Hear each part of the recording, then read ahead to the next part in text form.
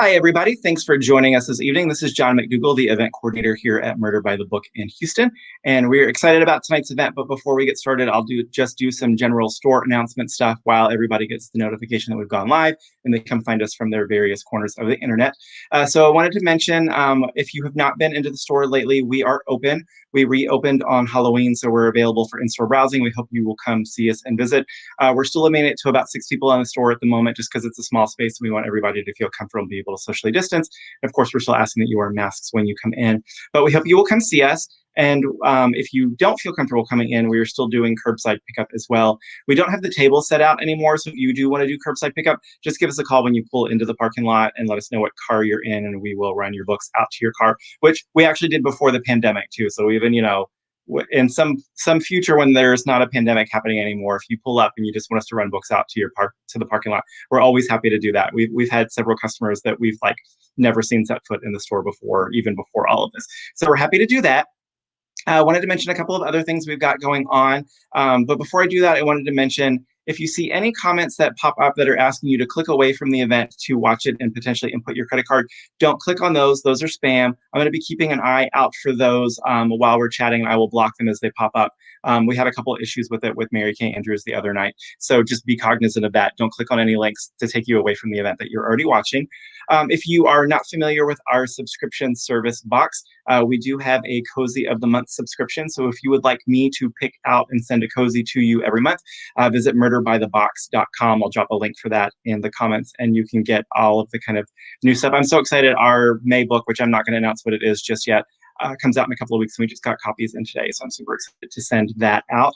We've got a ton of cozy events coming up. I'm not going to run through all of them just at the moment, but make sure that you check out the store's website because we've got so much great stuff coming up. Also wanted to mention, and a real quick plugging myself, I have recently just started my own Instagram account specifically for Cozy Mysteries. I'm going to drop the link to that in the comments. So that's John's Cozy Corner. So if you want to know what's going on with the store, specifically cozy-wise, and kind of what cozy stuff I'm reading and enjoying, definitely check that out and give it a follow, and we'll have some good stuff up there. But tonight we're so excited. I'm so excited for this event. As I've said multiple times, I'm the resident cozy reader at the store. And I'm so excited tonight because we have authors that are kind of all in very different parts of the cozy world. We've got Mia Manansala with us, who's going to be talking about Arsenic and Adobo, which is her debut, and we're so excited to be celebrating that. We've got Jenn McKinlay with us, and she is going to be chatting about the newest book in her bakery series. It's For Better or Worse, which is number 13 in the cupcake baking mystery series. I can't talk all of a sudden. And then we're really excited to have Terrie, Farley, Moran with us, and she is going to be talking about her new book. It's not quite out just yet, so if you're interested in Terrie's book, it's called Murder, She Wrote, Killing in a Koi Pond. It's not actually out till June 8th, so you'll be able to pre-order that one. So we're going to get right into it. I'm going to start bringing all of our authors out and get them introduced. Let's start with Mia. How are you tonight, Mia? I'm good, thanks. Hey, Congratulations on your first book. Thanks. Yeah, I was saying earlier, I'm still kind of on that high where it's still a little unreal, but very, very exciting. Write it as long as you can. It's so great. People have been buzzing about this book for so long. It's so nice to see that it's finally out in the world for everybody to enjoy. Yeah.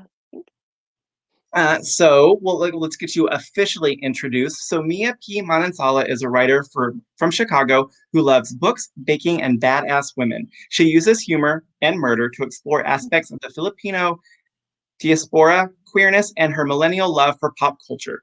She is the winner of the 2018 Hugh Holton Award, the 2018 Eleanor Taylor Bland Crime Fiction Writers of Color Award, the 2017 William F.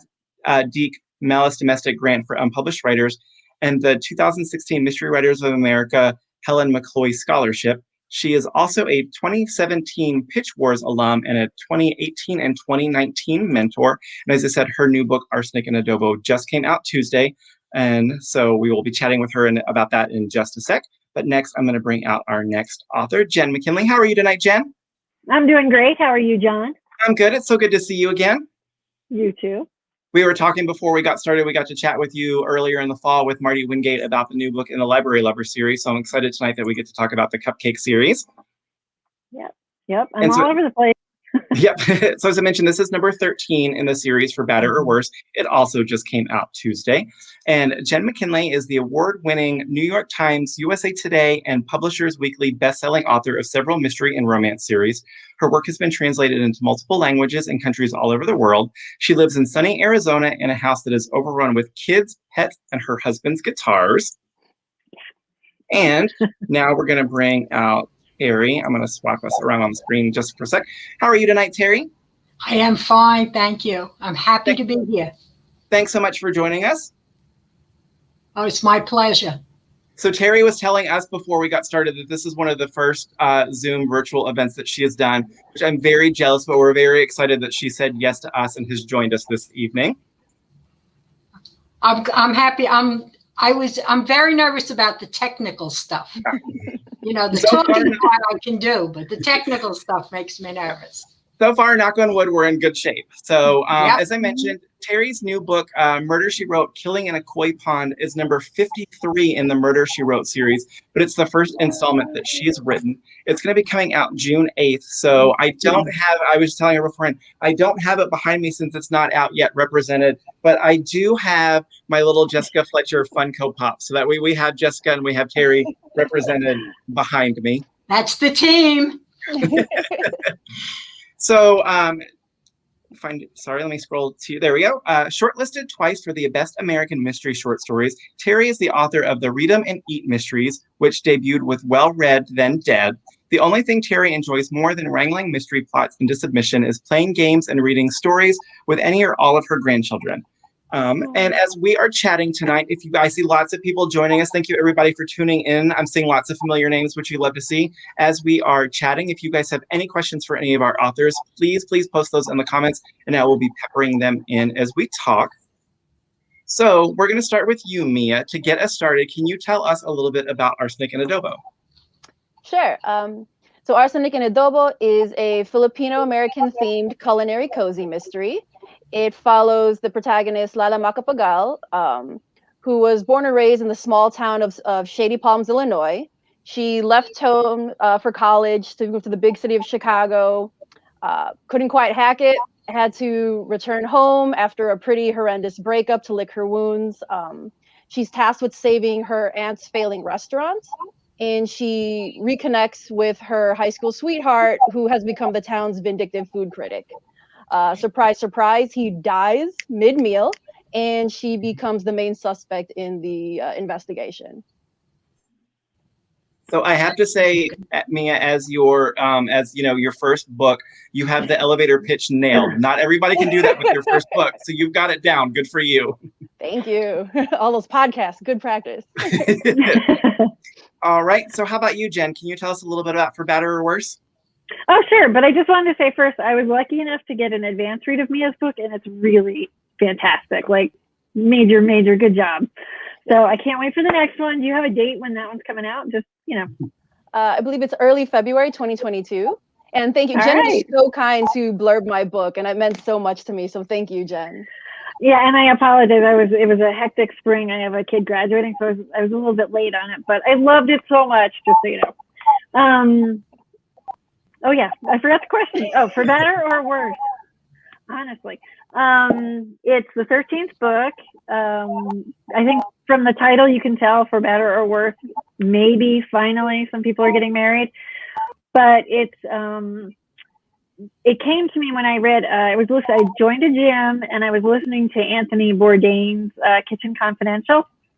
And so to have him talking to you while you're on the treadmill, he's a great writer. He was a great writer, and his voice was very entertaining.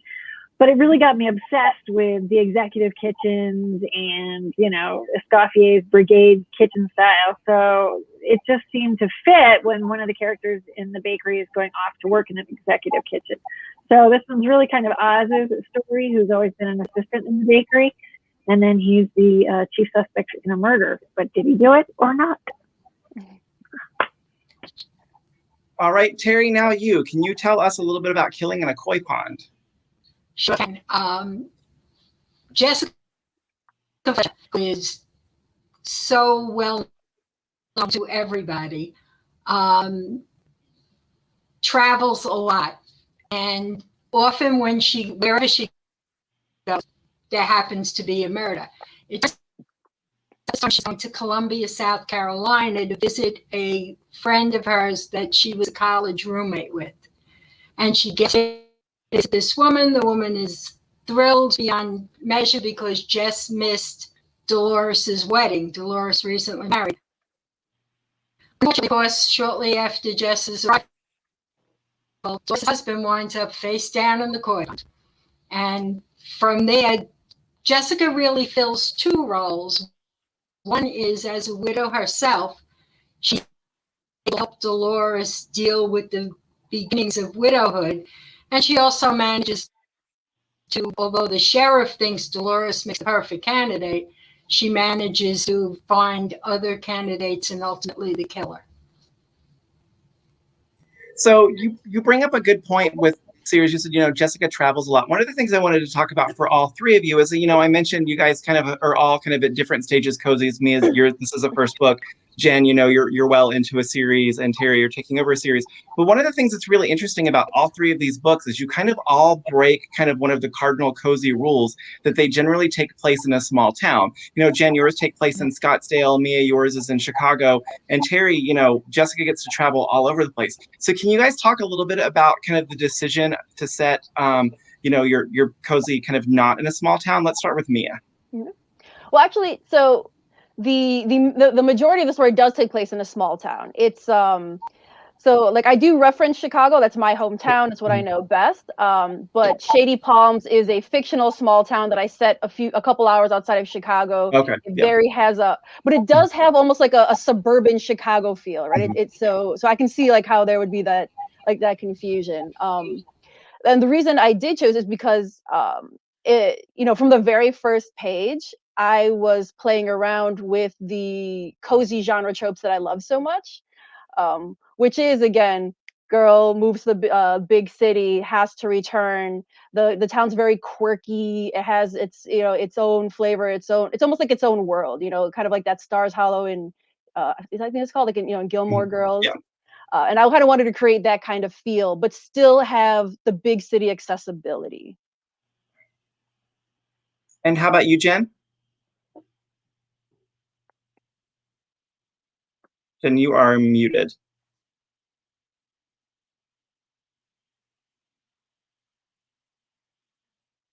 Still, let's see if I can. Let's see if it will. I can't unmute your. It says that I can't unmute you because your mic isn't connected.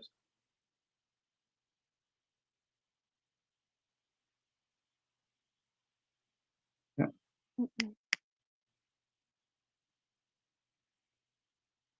Okay. So,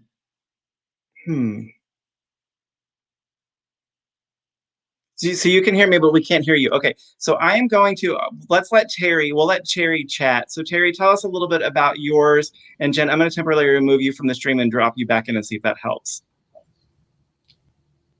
So go ahead, Terrie. Can you hear me? Mm-hmm. Yeah. You never know. Because I was writing number 50 book, although Cabot Cove is the place where everybody associates Jessica Fletcher, of the previous 52 books, she was only in Cabot Cove about 15 times. She's mostly around the world. Because there were 260 TV shows and 52 books, I thought it would be better to start out with Jessica being she's in Columbia, South Carolina, so that I could spend time, because I got the contract much, and the book was due in September. I could spend time going through and finding out how characters change. People move away. Somebody who's a regular character becomes a killer, and they're not in the series anymore. And I wanted to start off fresh and only bring in characters that I knew were still with her. My next book, she's in Cabot Cove, because now I kind of have everybody straightened out and I know who's there, who's not there. So that was the reasons I went to the big city. But after that, she's going to New York City, but not the usual New York. She's going to a beach in New York. So she'll be back and forth. All right. How about you, Jen? Okay, sorry for that. I was having feedback, and it seems like it's okay now, but whatever. Sorry. See, Terrie, you were worried about you with technology. It's me. I'm the problem. All of us. And I wanted to tell you, I'm so excited about your writing Murder, She Wrote. I'm a huge Jessica Fletcher fan, and I think you're going to do amazing, and I'm really excited to read your book.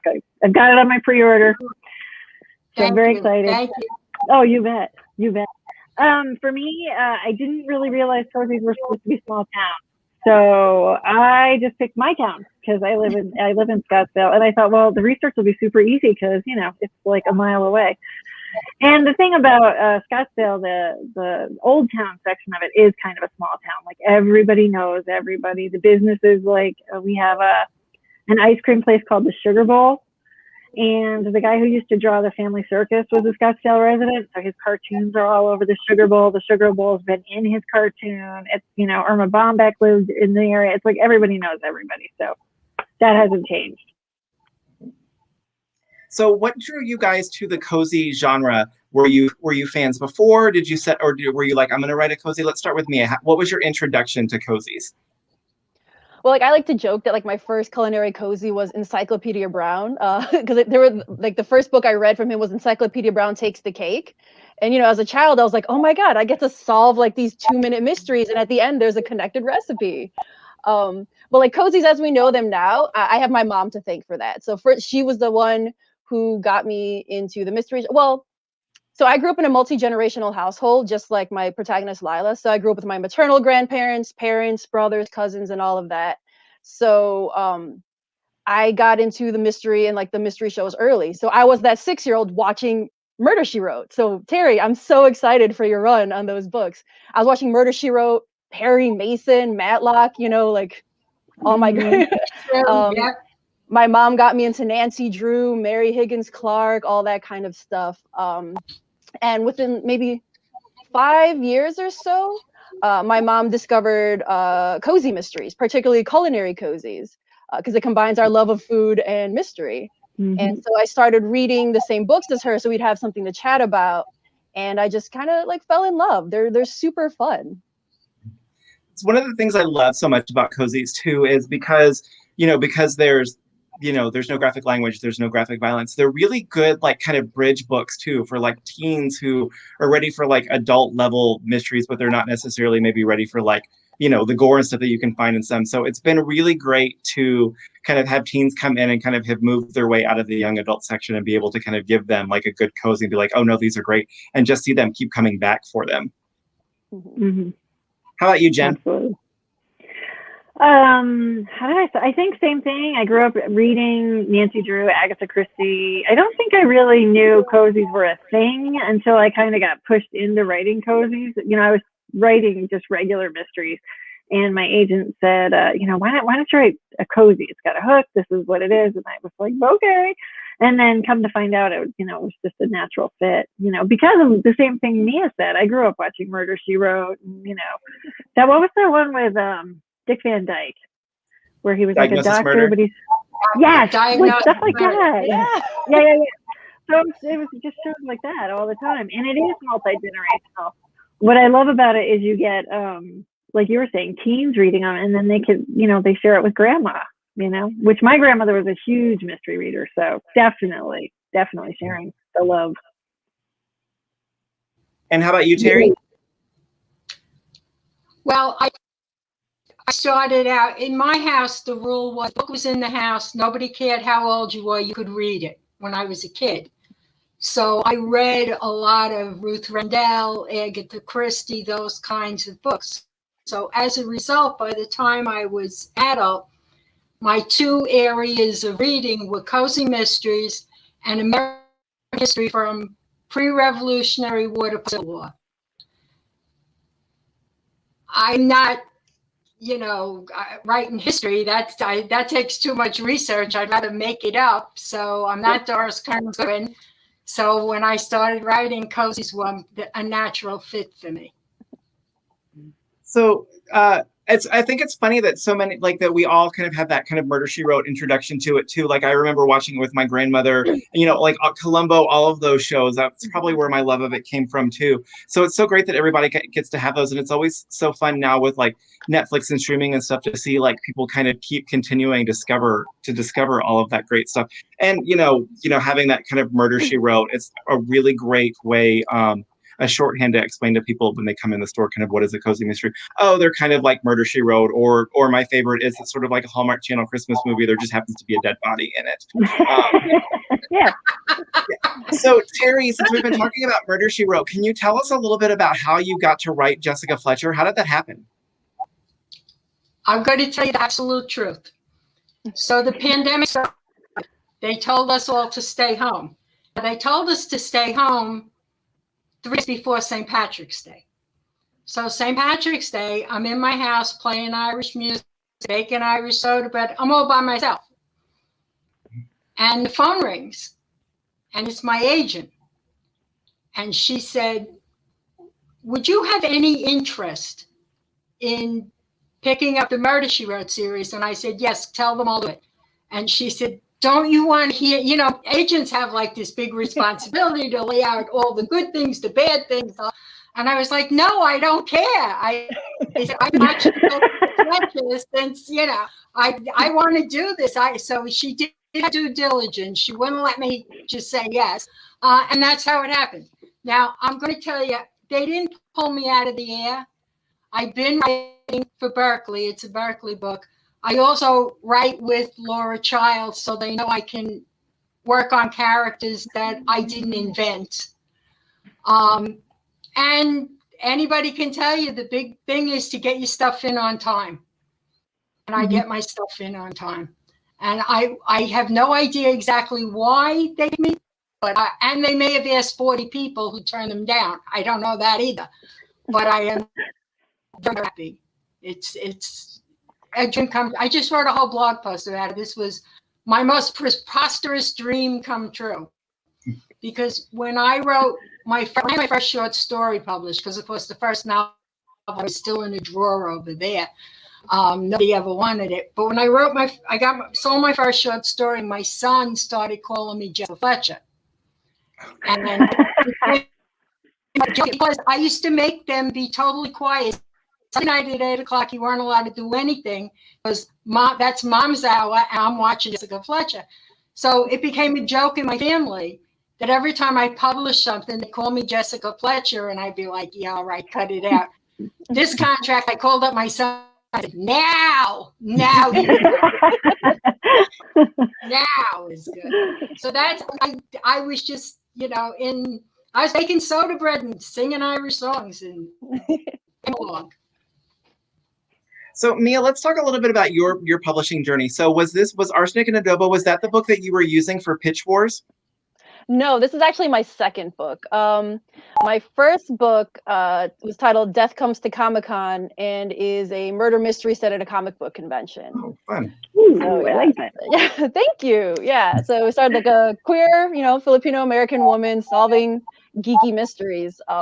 So it got me my first agent. It got to acquisitions quite a few times, which means like there were editors who were like, I really like this, I want to take it on. But when it got to the higher levels and they had to try to like sell it, they said, this isn't marketable. We don't know how to sell this. And so for a year and a half, my first agent was trying to sell that book. And while she was doing that, I was working on the book that became Arsenic and Adobo, which that was one of the best pieces of advice I got, is that always stay busy, start writing the next thing. Don't kind of like rest on your laurels and think that this one thing is it. So Yep. Yep. Yeah. And then with that first book, so once I finished the manuscript that became Arsenic and Adobo, I sent it to my first agent and she didn't like it.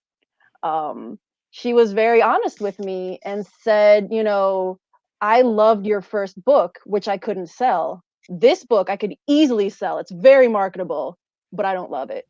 And you deserve someone who does.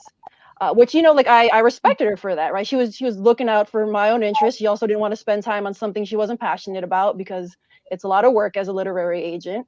So I had to go out, query again, and I got very lucky. I love my agent. She turned around and sold my book at auction in 2 weeks. So it wasn't a straight road, but it's a happy ending. Yeah, definitely. It's never a straight road. Them rejections never stop, do they? Right? You think you're like, I got an agent, I got a book deal, and there's always something else. Yep. Now you're getting it. So your first Murder at the Comic-Con book, is that something that, like, are you done with it, or is it something that you think you might pick up and try to play with again? Because to me, that sounds amazing. I would read that in a second. Thank you. No, it's very close to my heart. It's not dead. But like I have, there are books on contract that I got to focus on. But I think I've had enough space from it that when I do have a little bit of downtime, not that any writer ever has really downtime, but it's something I would definitely want to take again. And I'm actually excited to, because now I feel like I have leveled up enough that I can really do what I've originally had set out to achieve. Looking back on it now, I'm proud of what I produced, because it was my first book. I did the best I could with the skills that I had. But looking at myself now, I feel like I could nail it now,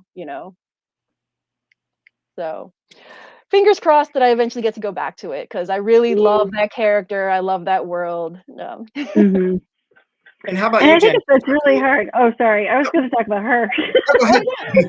No, I think it's just hard because you do have books of your heart, and the thing with being an author is you're a creative. Terrie will say the same thing. I think it's not like numbers, and unfortunately, publishing's business. So I think I'm really impressed with your first agent saying that you needed to find someone who is as passionate about as she was about your first book. I think that's really impressive. But yeah, it's really hard. But I do hope you get to go back to the first one, because I think, like, I had thought of a women's fiction set around a Comic-Con, and I had a really hard time pitching it. And I don't know if it's just because publishing in general is like, what do we do with Comic-Con?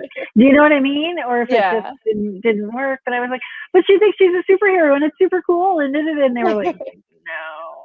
Oh, I would read that in a heartbeat, Jen. So I hope you too someday get to play with that.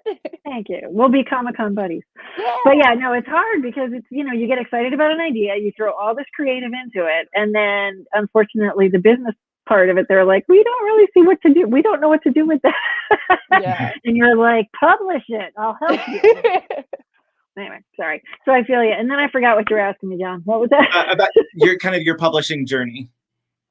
Oh, it was so bumpy. I mean, part of it was I didn't admit to being a writer for a really long time. I really admire Mia for doing pitch wars. I wish that it existed when I started. There was nothing like that. It was a lot of writing in secret and submitting, and my rejection file is like that thick. I mean, I'm not even kidding.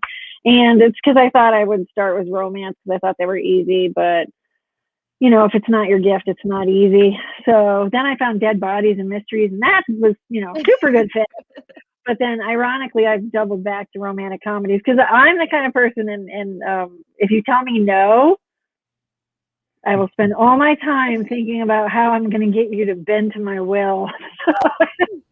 And I think every writer kind of has to be that way. It's like, okay, I'll take that rejection, but we're going to have this discussion again, or I'm going to be back. I'm like, I'm going to be back until you're exhausted and you just do what I want. So anyway, so that was kind of my road. I just kept popping up like, whack-a-mole, and then finally they stopped hitting me.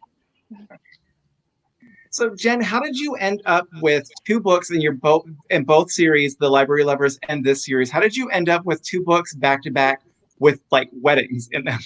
I know.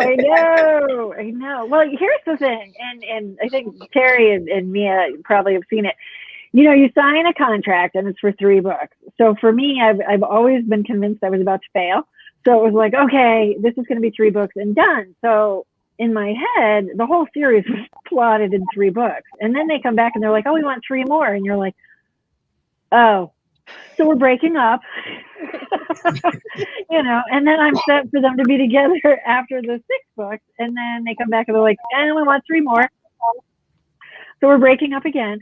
So, I mean, it's like, I kind of feel bad. You get the readers who are super frustrated because why does couple get together at a party because I keep getting contracts, And once the couple's together, like now I'm nervous because everybody's going to be married, and it's like, will the mysteries be as interesting?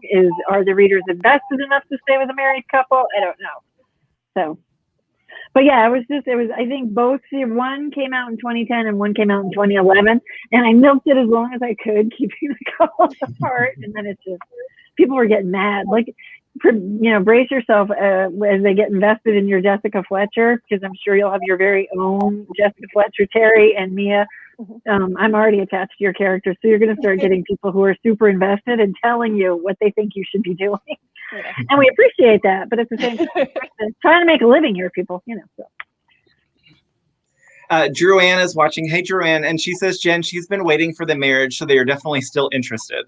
Okay. Thank you, Drew. Thank you. We've got great, like Susanna Calkins is tuned in. I saw a comment from Lori Rader Day. Sean Cosby's watching. So we've got lots of great people out there chatting. And just wanted to remind everybody, as we're talking, if you guys have questions for our authors, please post those.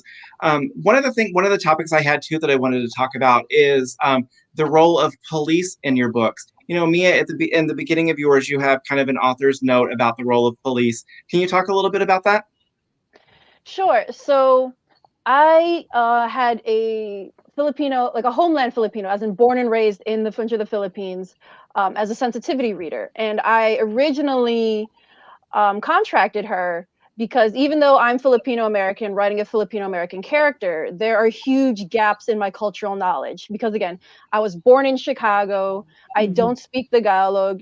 All I know is of my family. So it's a very limited vision. It's a very limited amount of knowledge that I have.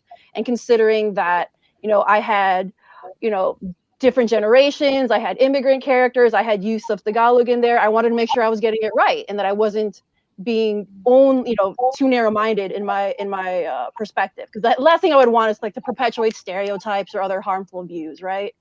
And while my sensitivity reader was reading for that, she pointed out that there were certain ways that the police were acting and how the case was being handled that were very triggering for her, which surprised me, right? Because I was writing obviously from the view of an American, and also as like a lifelong mystery reader.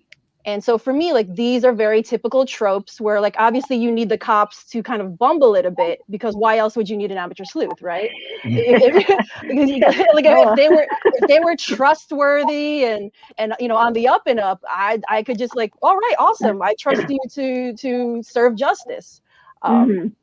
But for someone who is not from this culture, who is not as familiar with the tropes, seeing certain things like police intimidation and things like that, particularly if you are from a country where there have been a lot of very physical altercations, evidence planting, disappearances, shall we say, that were triggering for her, because she was expecting a fun, lighthearted romp, which is what I promised. And then she got like hit in the face with like this thing, which is why it was important to me to include this note, because like, yes, it's light, yes, it's humorous, but it's still crime fiction. And there are some tough things that I touch on in the book, there's a little bit of like racism, fat phobia, things like that. So I thought it was a good perspective too, because a lot of times in coasts, like you said, there has to be some degree of the cops bumbling, because again, why would you need a sleuth? But a lot of times you see kind of the characters, they kind of either work with the cops or they're not mistrustful of the police the way that some of the characters are in your book. So I thought it was kind of a great, just a different perspective that we don't get to see in cozies. Yeah, because I just felt, again, I read cozies, I love them, but I almost never really saw experiences that were similar to mine, where unfortunately, were something like this happening to someone who looks like me, I've had very different experiences with the police, shall I say, than maybe other people. And I've read cozies where there are interactions where, I remember reading a cozy where the protagonist like threw something at a cop, and I was like, oh, I would never get like in real, like I would be like under the jail. Like there was no way a character like me would get away with that. So like I had to be mindful of, not just how my character sees the world, but how the world sees my character. And unfortunately, not everyone is gonna, justice looks different sometimes depending on who you are. And so I had to like really kind of subtly do things where, my character is talking to the detective and she's getting really heated. And then she's like, oh, do I seem aggressive? I might look aggressive. That's gonna be bad. And she has to kind of like literally lean back and create physical distance so that she doesn't seem threatening, And so again, I know it's a cozy, but it didn't feel true to me or to the character to not have some semblance of that. One of the things I love about the subgenre that I don't know that it gets credit for, that it's able to tackle some issues or things like I think maybe Jenn, we were talking about this when we chatted with Marty Wingate about how you get these, you get these young heroines who get to chase their dreams and kind of buck what society wants to do. And I think that there are a lot of ways, like you said, kind of making sure that like your interactions with the police are kind of reflected in the book that, people don't necessarily think they're going to get when they pick up a book that might have a cat or a cupcake on the cover of it. But it's a really great way to be able to kind of address those kind of in a way that you said can also be fun. And so Jenn, yours is kind of the opposite because your police chief or your sheriff in your town is like your main character's uncle. Can you talk a little bit about that? Yeah, and it's hard because the amateur sleuth thing is such a challenge because really, librarians and cupcake bakers are not solving murders out there. It's like we're all suspending our disbelief and it's fun.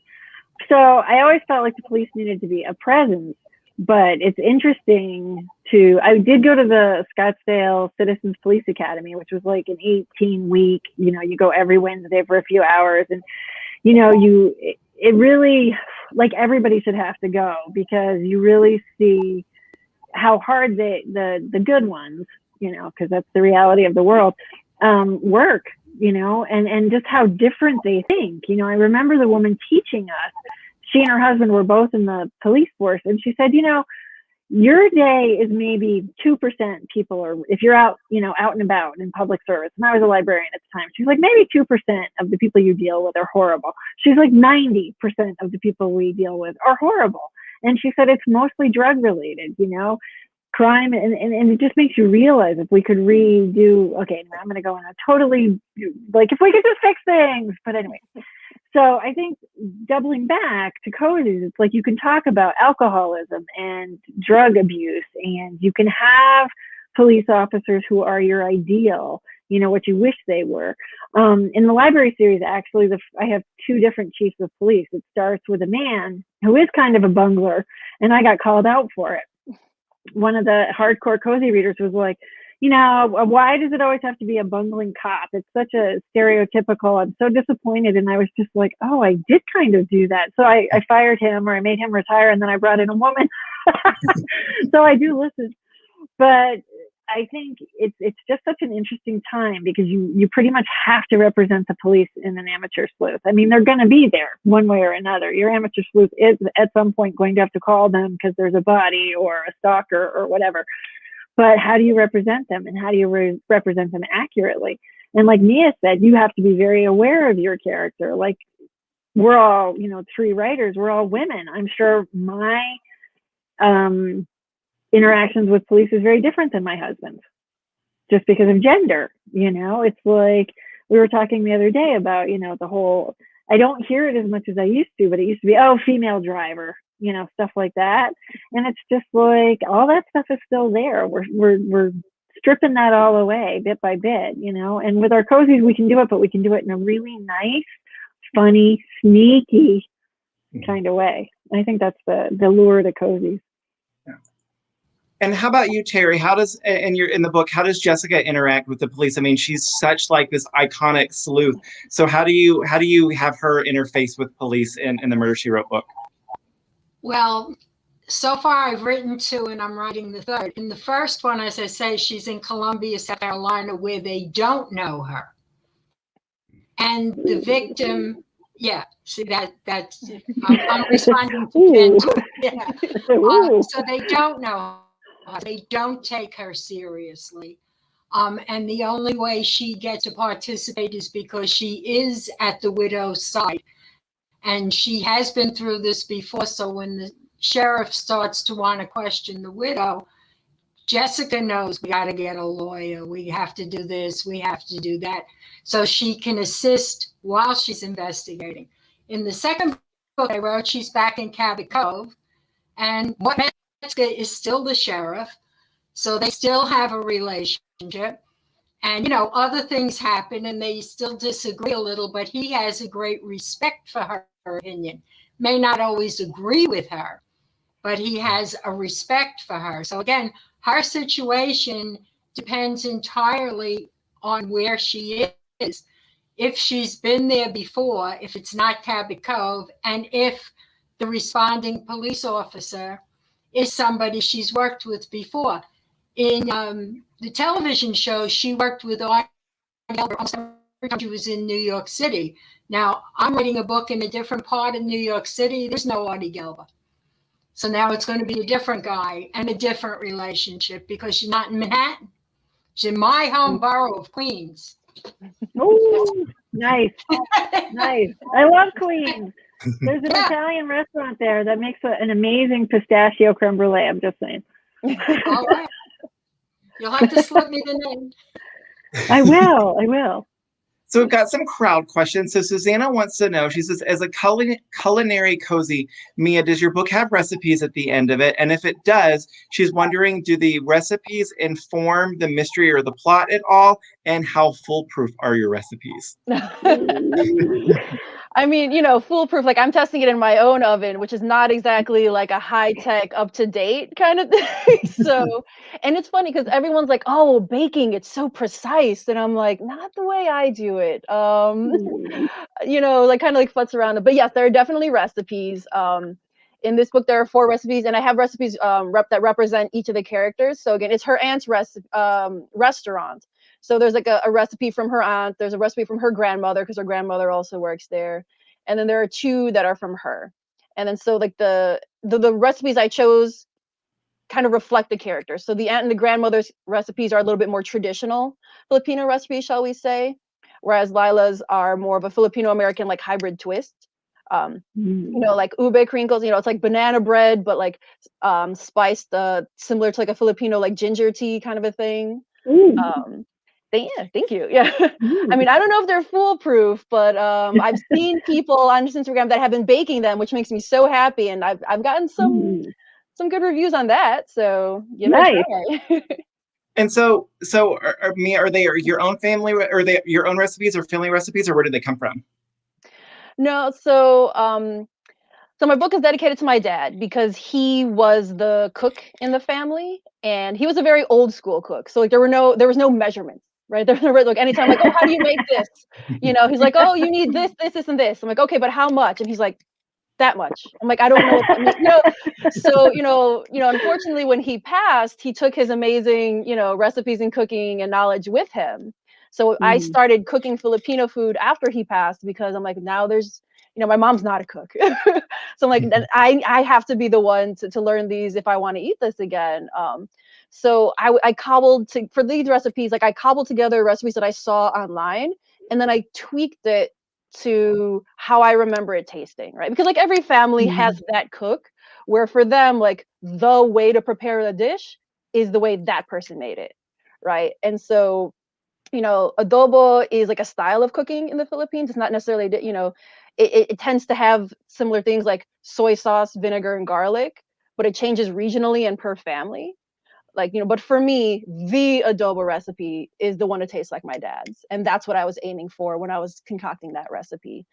The other ones were more me having fun because I didn't have to be traditional. I could just kind of, I'm like, oh, what would represent, that perfect Filipino-American twist that I was looking for. And in the Philippines, ube, which is a purple yam, is used, in tons of desserts. But you don't really see purple yams in the US. Yeah. So, growing up, like my birthday cake was purple. And then they're like, the kids would be like, what is this? I'm like, what? It's ube. Don't you know? Like, haven't you heard? So the cookies that are in there are based on like this root vegetable, which is a very beautiful purple color, very subtle sweet potato, almost vanilla-y kind of a thing. And so I kind of, for the first few recipes, I wanted to focus on that, things that kind of represented typical Filipino ingredients. But in later books, I based it like around like the season. So book 2 is titled Homicide and Halo Halo. Halo Halo is it's like a marriage between shaved ice and ice cream sundae, because it takes place during the summer. So I needed like fun, refreshing recipes. So like I kind of, where is it set and what am I trying to represent? And that's how I kind of choose the recipes. How about you, Jen? Do you tailor your recipes to kind of to coincide with the plot or for specific characters? No. Whatever sounds good. No, yeah, whatever I want to eat right there at that moment. Pretty much what the strawberry. I think the one I'm working on right now is called Strawberry Alive, and it was just, I love strawberries, and it's April, or it was April in Arizona, and that's strawberry season. So I was like, yeah, that's where we're going. A reader came up with the title, but I was like, yes, because I had to work on a strawberry cupcake recipe for a while, and now it's like my favorite. So, but now it's whatever I'm hungry for, because I'm pretty basic. I mean, after 13 books, you gotta start baking for yourself, right? Yeah, exactly. What do I want? I know. I think I also need to make a cookbook at this point. So keep that in mind. Take pictures of your stuff and get a cookbook ready, because when you have a few books out, they're going to start asking, do you have a cookbook? Do you have a cookbook? Do you have a cookbook? I didn't do any of that. I have no cookbook. You could do a cookbook while you're going. See? Taking all these notes down, like, all right. Totally. And so Terrie, Lindsay wants to know, can you talk a little bit about the process of trying to make Jessica a character who everybody knows so well? How do you try to modernize or make her kind of fit into the contemporary world while you're working on these books? Okay, that has come up consistently, and Jessica really doesn't modernize in the sense, I mean, she uses a cell phone, she writes on a computer, but she's the same person and roughly the same age. I wish I aged as well as she does, and she stays the same, but you don't really, I mean, like, although somewhere along the line in the books, she learned how to fly a plane. Now, technically, she can fly a plane. She just doesn't drive a car.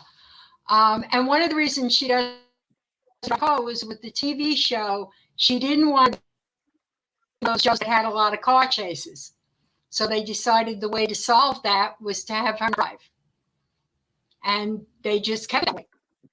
So modernizing her really just means that we use today, that we use in 1987 or 4, I forget. I think 1984 when the TV series started. And the issue is that some of the early books were written while the TV show was still on. So the books are not necessarily exactly a continuation. So you don't have to see her age. It's like we're always roughly in the same time, in the same place. If I put her in a car, I'm not going to put her in a 1984 Chevy. Like if somebody's driving, they're going to now maybe put 2017 Audi, because things like that change, things like that modernize. She doesn't change. That's the only way I can explain it. She's always going to be the same. And one of the reasons probably is she'd be 1,000,000 years old by now. We're talking about 84, 94, 2004, 2014. She'll be 40 years in the first show in 3 more years. So, she's been out there a long time. So it's best for her and for, I think, the readers and the people who still watch her on Hallmark every night, that she stays in that range of a mature, as I call it, a mature woman. So she really is a golden girl then, huh? Yeah. Oh, yes. Very golden. Okay, so I'm gonna get all these questions. There are similar ones for several of you, so I'm gonna get them all out of the way. So Terrie, Cheryl wants to know, are there any plans for any more read 'em and eat mysteries, or are you working on anything else with Laura Childs in addition to doing the Murder, She Wrote books? Okay, there's not going to be any more read 'em and eat books. Laura and I have been talking about trying to figure out with both of our schedules if we could do another scrapbooking. We'd like to. We both like to, but we're both doing multiple projects a year, and you run out of time and space. So we talk about it periodically and go, all right, I'll talk to you in a month or two. And then we both would like to, because that series is not over. And the publisher would be willing to do it again if we could work out a time schedule. And Jen, how about you? I have a request about whether or not there are going to be any more hat shop mysteries. I know, that's my most frequently asked question. It's, who knows? I'm kind of in the same boat as Terrie. The publisher would be happy if there were more, but it's, when I stepped over into women's fiction too, women's fiction is a little bit more work because you don't have a dead body moving that plot along. I really miss those dead bodies. But so I have to work a little bit harder because I'm not really good at torturing my characters. I'm really good at killing them, but I'm not very good at torturing them. So the women's fiction just kind of takes more time, sadly. So it's kind of squeezed out the hat shop. But that being said, if I get a gap, I have a plot, I have an idea, the publisher would be go. It's just me, and I'm working on it. I swear. And Mia, so you said book 2 out around February next year. Mm-hmm. Yep. It's so funny, you talk about kind of dead bodies for plots. I have never been in a book group before, other than like one that I had with my coworkers at Borders, where we all just read just trash, trash. Like we read Pam Anderson's novel, just garbage. But I have a group of friends who were like, let's start a Zoom book group. So we read a literary fiction novel, which I have not read literary fiction in a while. And I really liked it, but the whole time I was like, oh, this could really use a dead body. It feels like there's not a whole lot happening here. I wonder about that too, because I really love romance, women's fiction, and I'm like, oh, I really want to write one, but then I'm like, well, how do I create conflict if I can't kill anyone? And I also, I work at a library, youth services. I would love to write middle grade. I'm like, ooh, how do you write middle grade mystery and you don't kill people, right? These are kids. I can't do that. Like, how do people not have dead bodies and everything? I don't get it. It's painful. It can be very. It's like a lot of. Mine are a lot of comedy and a lot of slapstick, but other people are really good with the angst. That's what I'm. And I was actually thinking about trying to leap over to YA because I feel like that's where I would learn how to write angst, because you kind of have to have it. Mm-hmm. If I could just tap into that John Green vein, it must be in there somewhere. But I don't like that. Do you guys like to torture your characters? I mean, I just don't. I don't like making people feel bad. It's hard. Yeah, I do have to try harder. I have to remind myself, there needs to be choices that they make. Those choices can't always be good, and if they make the wrong choice, there needs to be consequences. But I don't like conflict in real life, so every time I have to write it, it takes me so long to get it right.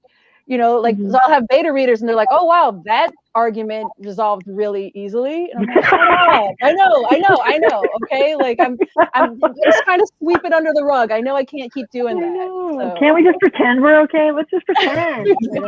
I know. My son has it nailed down. He's like, Mom, you're so bad at conflict that even if he's the one in the wrong, I will apologize. And he's like, and it's within 20 minutes. Yeah. Are you originally from the Midwest? That sounds like a very Midwestern thing to do. Does it? No, I'm not. I'm from Connecticut, but no. Yeah. But no, I'm the big apologizer. I hate conflict. I hate it. Why am I a writer? I don't know. Terrie, what about you? Are you good at torturing your characters, or is it difficult? I can make them sad. Mm-hmm. Sad doesn't bother me because I know I'm going to make it better at the end. Okay. But, I hate to keep things in their path that's just going to make life difficult, even though you know at the end you're going to make it better. I did once more than once, but the first time it happened, I was shocked. Somebody was reading one of my books and sent me a Facebook message yelling at me for what I had done to the characters. How could you do this to someone? And I was like, oh, if this is what being a writer is like, I'm not sure I want to do it. Yeah, I know. But then I knew I had hit the mark because I got, you get an emotional reaction from the reader. That's what, you don't want them to pick up your work and go, gee, this is really boring. Let me turn another page.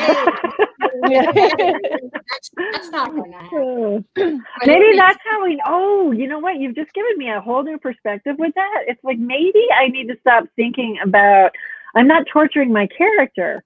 I'm torturing the reader. Yeah, pretty much. And maybe that's a better place for me. Thank you, Terrie. All right, so my last question for y'all before we head out this evening, and I'm going to issue a disclaimer: you can't name a fellow panelist's book because we want to hear other recommendations. What is something that you've read lately that you've loved? Let's start with Mia. As I said, I've been reading a lot of romance lately. So Talia Hibbert's The Last and the Brown Sisters book. I think it's Actor Age, Eve Brown. Really, really love that. Recently, it's so sad because I haven't been able to do a lot of reading for fun. Killer Content by Olivia Black. Really loving these like fresh young takes on the cozy mystery. It's not out yet, but y'all watch out for it. Dead Girls by Nekesa Afia. I'm super. It's a historical mystery set in Jazz Age Harlem. We're so excited. I'm going to interrupt you for just a second. So if that sounds good to you guys, you have to come back and visit us on June 1st, which is the day that it comes out, because Mia is going to be chatting with the author. I'll drop a link to that event in the comments. So definitely come back to that. I'm super excited. That's next on my stack too. Yeah, I was really lucky to read like an early version, and I'm just like, the cover is gorgeous. Y'all need to look it up. It's so good. It's so much fun. Nice. And how about you, Jen? Most recent favorite reads are Life's Too Short by Abby Jimenez, women's fiction romance. She's just hilarious. Like the Happy Ever After playlist and the Friend Zone. I mean, plus she's like a real life cupcake baker. So what's not to love? And then the other one I just picked up and I just started it. I have it right here. So when I'm avoiding work, The Midnight Library, Matt Haig. I'm just started it, so I can't say whether it's awesome or not, but I've heard it's awesome, and so far I'm engaged. So. And how about you, Terrie?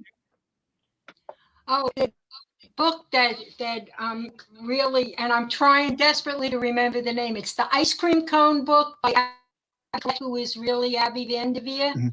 Yeah, A Deadly Inside Scoop. Abby Collette, yeah. I'm sorry? A Deadly Inside Scoop. That's it. Okay. I can see the ice cream cone on the picture. Yeah, it's great. I love it. A Deadly Inside Scoop is the first one. I think the second one is called Game of Cones. It is. Yes. Yeah. Okay. I'm very bad with titles. But you can see the cover. You can see it. Yes. I could. All I can say. It's just the ice cream. Which just proves that covers matter. Beautiful. And threw me off because she's got different last name. Yeah. Series. So I had started with her first series. So that would be the one I would pick and recommend highly. Yeah, I really like that one a lot too. So I wanted to give a quick rundown before we head out this evening. So thank you all so much for joining us. I also wanted to send out a huge thank you to Brittany at Berkeley for helping us get this all set up. She helped put the panel together and has been in contact with everybody and got us all linked up. So thank you so much, Brittany, for helping us get this set up. One of the upsides to kind of us being able to get up and running on these virtual events is that we've been able to do so many more with cozy writers that we might not necessarily have gotten to do in the store. So it's been so great to be able to chat with you guys and kind of spread the cozy love around the world. So I wanted to mention, as I mentioned at the beginning, we've got a lot of really great other cozy stuff coming up. On May 27th, we're going to be chatting with Carolyn Haynes and Jess Dillon about their books. As Mia mentioned, Nekesa Afia and Mia are going to be chatting about Nekesa's new book on June 1st. On June 26th, we are hosting a stop for the Kensington Virtual Cozy Cons. So we'll actually be doing 2 panels. One's going to be focusing on paranormal mysteries. One is going to be on biblio mysteries. I'm super excited about that. We just got Ellie Alexander set up with Kate Carlisle for July 2nd. And then it's going to be so much fun. I'm so excited for that one too. And then on July 22nd, SC Perkins has the new book out in her genealogy series set in Texas, and she's going to be chatting with Esme Addison and Sherry Harris. So lots of great cozy stuff coming up. If you guys have not checked out the our YouTube channel, I actually have a playlist, and I'll add this video to it when I'm done, that has all of the cozy events that we have done so far. So if you want to see Jen's chat with Marty Wingate from last year, you'll be able to check that out. As I mentioned, I just started, you can follow me, specifically John's Cozy Corner on Instagram. I started my own to kind of help with the store, but my own to kind of talk about more cozy stuff. So there'll be lots of great stuff there. If you missed any part of our chat this evening, I saw Gail was asking about kind of some of the origins about how Terrie got to write the Jessica Fletcher books. Once we are done, YouTube and Facebook will archive this, so you'll be able to rewatch it. And as I said, there's tons of other content out there to check out. So we hope that you guys will do that. But to recap, we have been chatting with Mia Manansala, whose newest book, Arsenic and Adobo, just came out Tuesday. We have some, we have book plates, and we have stickers, and we have bookmarks to go with it. So if you have not pre-ordered, you can visit us at murderbooks.com, and we're happy to get one of those in the mail for you. The 13th book in Jenn McKinlay's Cupcake series has just come out, For Better or Worse. Came out on Tuesday. We also have copies of it. I have been kind of hit or miss keeping up with the series, so I had not read one in a while. You can easily jump in here with this. I know there's so much to keep up with now. I also love to jump around. I know this is sacrilege, but I also kind of love to jump around in a series too, just to see how easily you can if people ask about it. So if you've not read, you can easily jump in with this series, the series with this book. And as we mentioned, Terrie's book is not out just yet. It is called Killing in a Koi Pond, and it is going to be out June 8th. So you will be able to catch up with Jessica Fletcher's newest adventure in hardcover then. John Land's newest book just came out in paperback, so if you haven't gotten that one, you can catch up with that. But Terrie's will be out on June 8th. So thank you all so much for joining us this evening. This was so much fun. Yeah, thanks for having us. I really enjoyed this. So much. Yeah. And So now you guys I'm all... over my fright. Yeah, there you go. So Terrie's going to be doing them all over the place now. Well, y'all have a good night. Thank you so much. We'll see you soon. All right, take care, everyone. Bye.